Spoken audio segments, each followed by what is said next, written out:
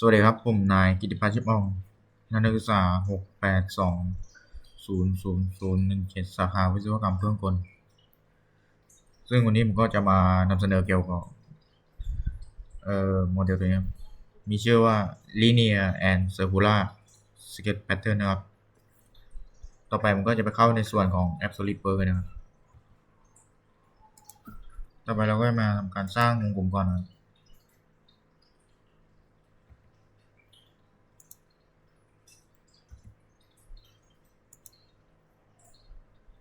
เลือกที่ฟอนต์เป็นนะครับ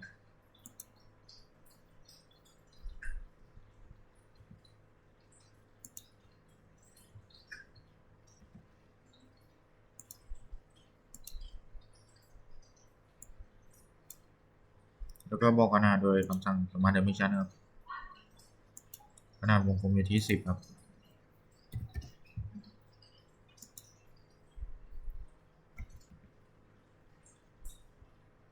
ต่อไปเราก็ไปกดในใช้ในของส่วนคำสั่ง linear ตัวนี้เราก็ใช้เป็นคำสั่ง linear sketch pattern นะครับแล้วก็มาดูที่ property ตรงนี้นะครับมันก็มีตั้งค่าเราตั้ง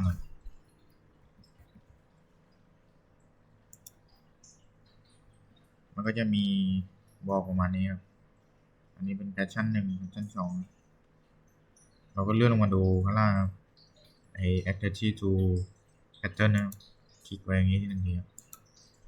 เราคลิกที่วงครับมันก็จะมาประมาณนี้ครับแล้วก็มาเพิ่มไอ้วงกลมนี้ให้เป็น4วงกลมนะครับคลิกนะครับแล้วก็เพิ่มมา4วงกลมแล้วก็ขนาดความห่างของมันอยู่ที่20ครับก็จะอยู่ประมาณนี้ครับ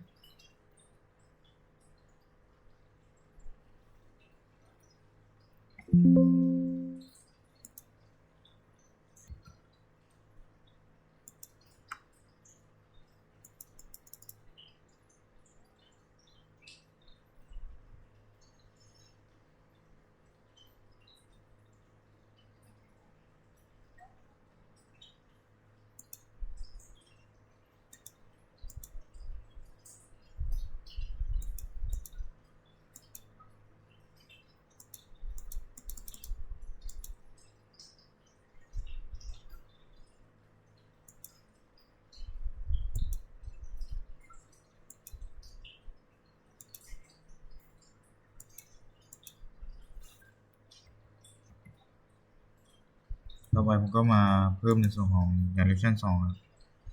ก็เพิ่มไปสัก4ชิ้นครับความห่างอยู่ที่20เท่ากันครับแล้วมาติ๊ก show direction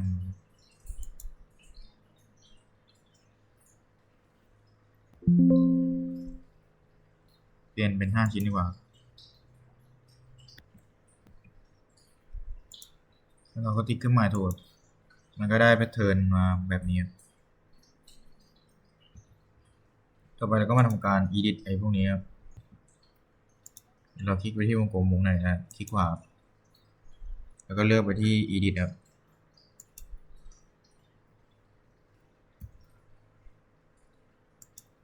เราสามารถมาปรับองศาไอ้ตัววงกลมนี้ได้เราก็การออกไปเลยครับเอาเท่าไหร่ก็ได้เอาสัก30แล้วมาคลิกข้างนอกทีก็ได้ประมาณนี้ครับต่อไปเราก็ทำการ edit เพื่อกลับมาหน้าเดิมแล้วก็มาหน้าเดิมแล้วก็ผมขอลบไม่เอาไปเหมือนเดิมนะ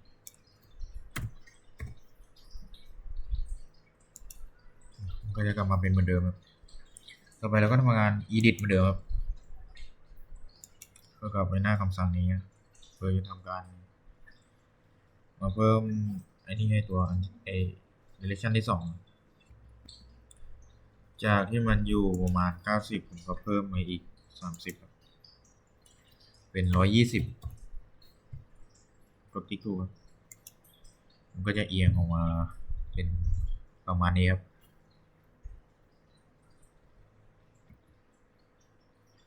มันก็จะได้ประมาณนี้แล้ว ต่อไปถ้าผมจะสร้างเป็นสี่เหลี่ยมของ corner rectangle ครับก็มาคลิกตรงนี้ ก็วาดเลยบอกขนาดให้สี่เหลี่ยมนะ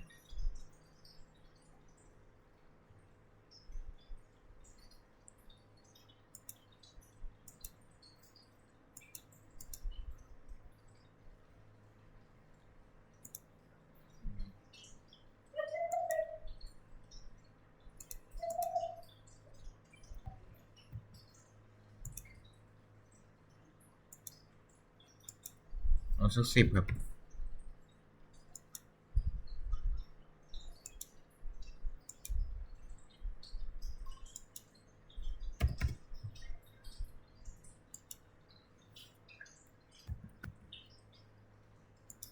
เราก็กดคลิกขวาที่ตัวของสี่เหลี่ยมนี้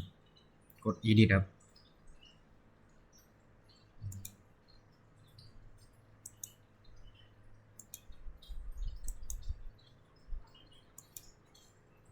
แล้วก็ทำการลบตัวนี้ออก delete ออกเราก็มาทำการคลิกที่ตัวชิ้นงานสี่เหลี่ยมทั้ง4เส้นเลยนะครับเรากดติ๊กถูกครับมันก็จะออกมาเป็นรูปสี่เหลี่ยมแบบนี้เลยเดี๋ยวนี้ก็เสร็จแล้วเราก็ทำการลบทิ้งนะ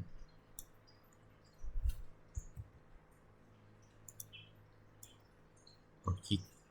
ซ้ายหน้ากลุ่มหมดเลยเรากด delete แล้วกด yes to all ก็จะได้แบบนี้ต่อไปเราก็มาวาดวงกลมมาแล้วเราก็มาใช้คำสั่ง Smart Dimension นะครับ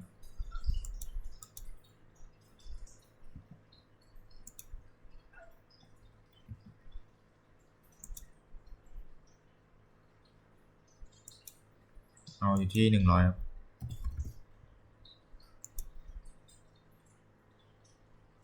ต่อไปมันก็จะมาทำให้เส้นวงกลมนี้เป็นเส้นปะครับ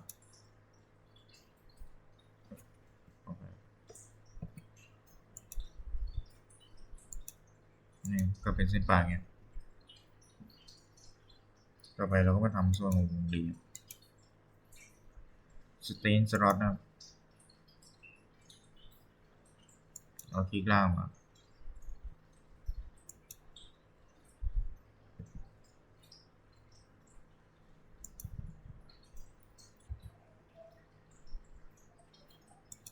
เราใช้เป็นคำสั่งตัวนี้ครับมาคลิกที่จุดตรงนี้มันเป็นแนวราบเงี้ยคลิกแล้วก็คีย์มาแล้วก็ใช้คำสั่ง Smart Dimension นะครับบอกขนาด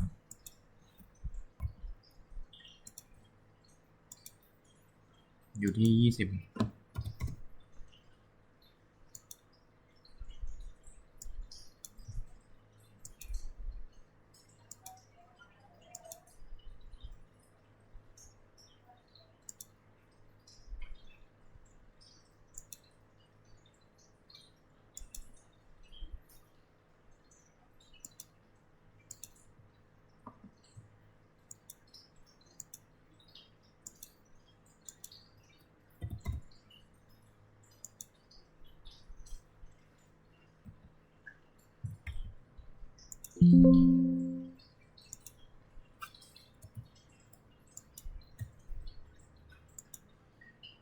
เราก็มาบอกขนาดตรงนี้ครับ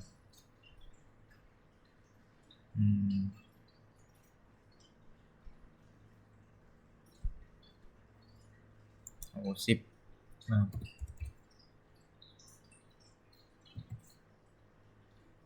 เอ้ยน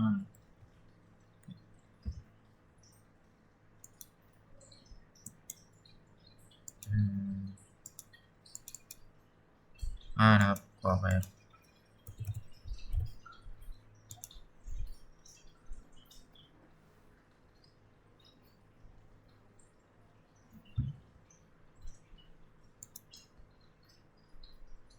ล้วคลิกที่ว่างครับ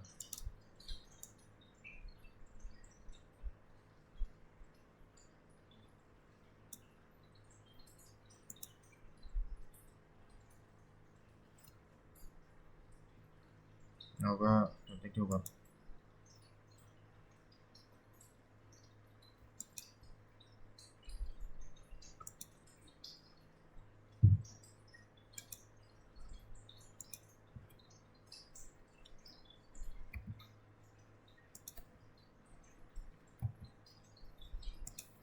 ไปแล้วก็มาคลิกที่จุดนี้ครับเรากด Ctrl ค้างไว้มาคลิกจุดนี้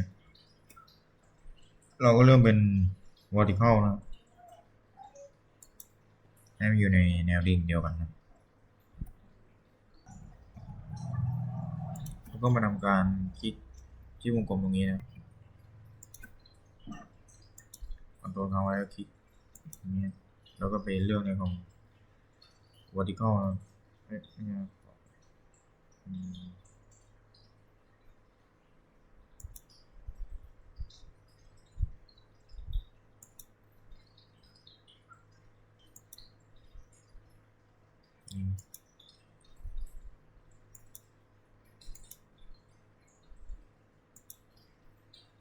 ก็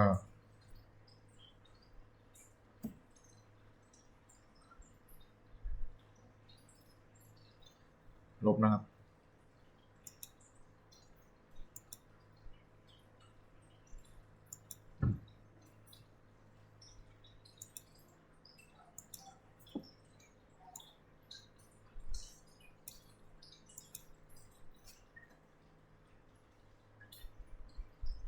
การใช้คำสั่งสมาร์ทเวอร์ชันบอกขนาด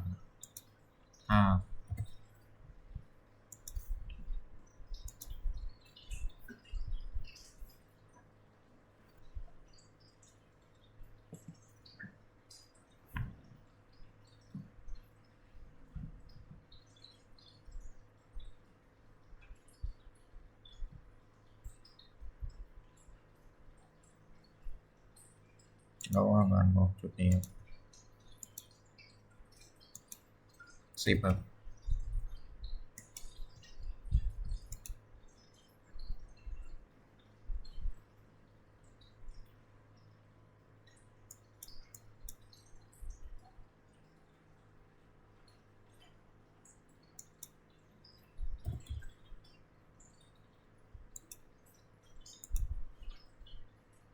เอาไว้อยู่ที่10 center นะต่อไปเราก็มาใช้ circle นะครับ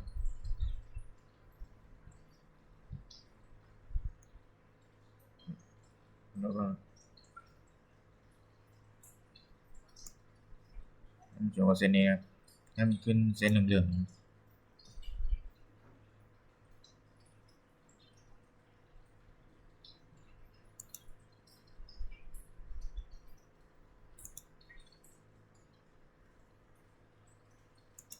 10นะ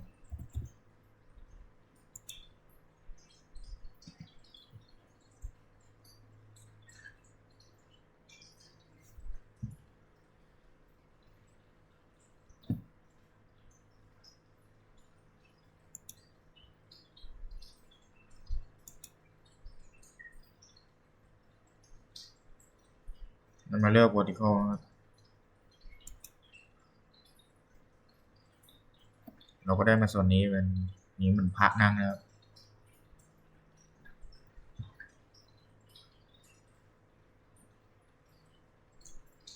ต่อไปเราก็จะใช้ในส่วนของcircular pattern นะครับ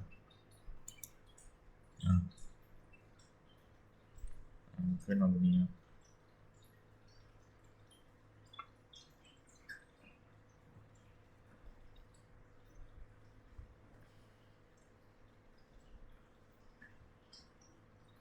ที่นี้ก่อนนะครับ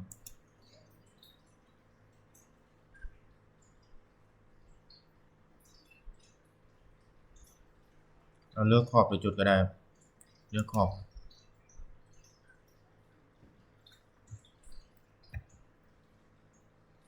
เรามาคลิกที่เส้นขอบวงในเราก็ลบพาร์ทนี้ออกไปครับ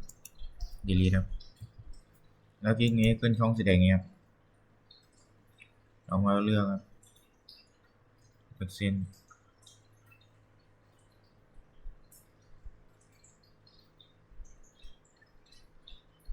เลือกชิ้นนี้มันก็ขึ้นแบบนี้ครับ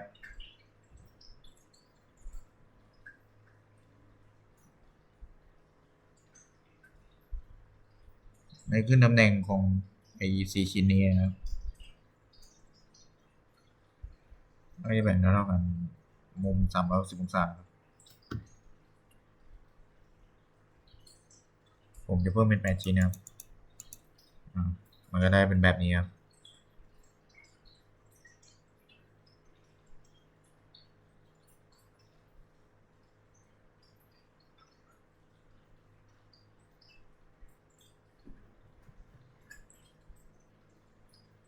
เราก็เครื่องหมายถูกเลยครับเราก็ได้เป็นรูปแบบนี้ครับ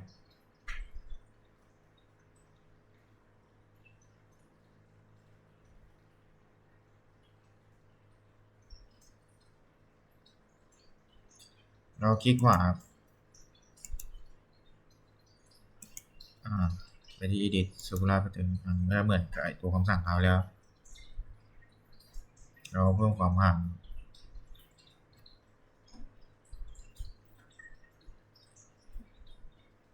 เอาให้เหลือมันลดมาได้ครับให้มันเหลือ6อันนี้ครับ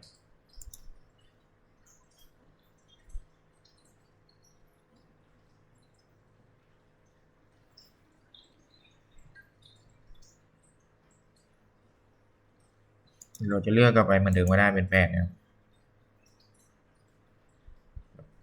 edit circular pattern เพิ่มเป็น8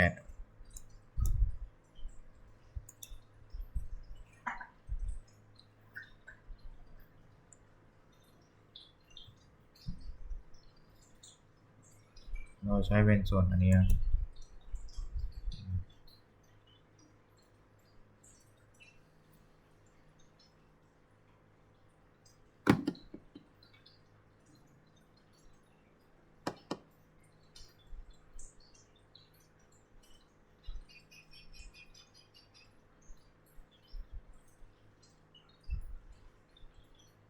เรามาลดให้เหลือ4ชิ้นนะ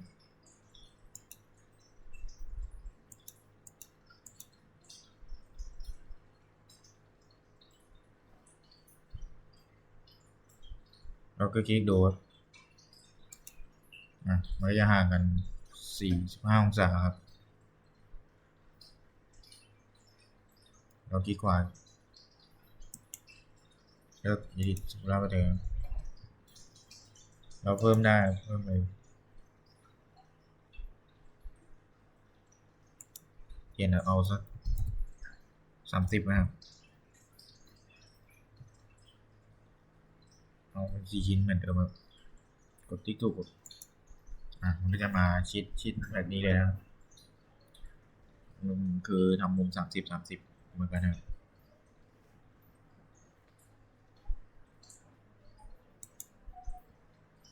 ที่ดิดเหมือนเดิมครับแล้วก็มากดอย่างนี้ได้แล้วก็เปลี่ยนให้อยู่ในมุม180นะทั้งหมด4ชิ้นเลยครับกดติ๊กถูกครับ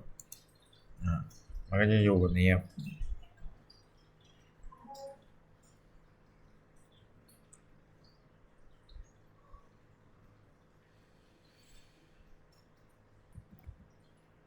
ต่อไปก็ทำการ edit เหมือนเดิมครับ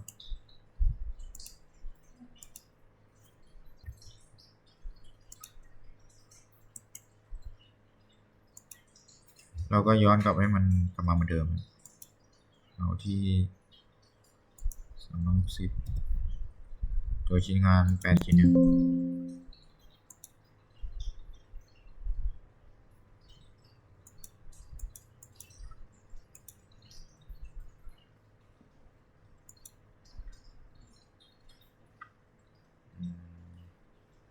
แบบนี้ครับเราก็ไปทำการ extrude ขึ้นมา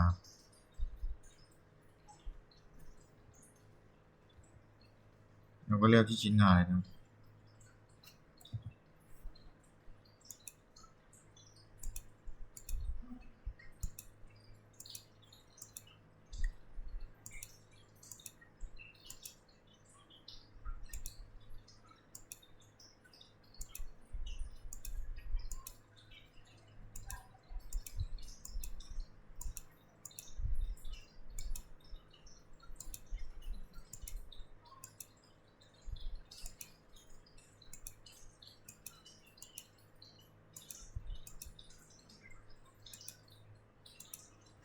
กดติ๊กถูกครับ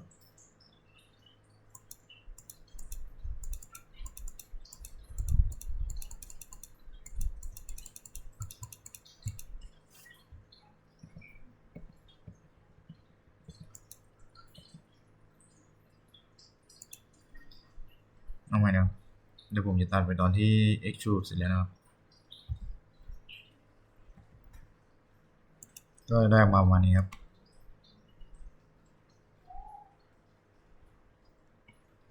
คลิปนี้ก็ประมาณนี้ครับสวัสดีครับ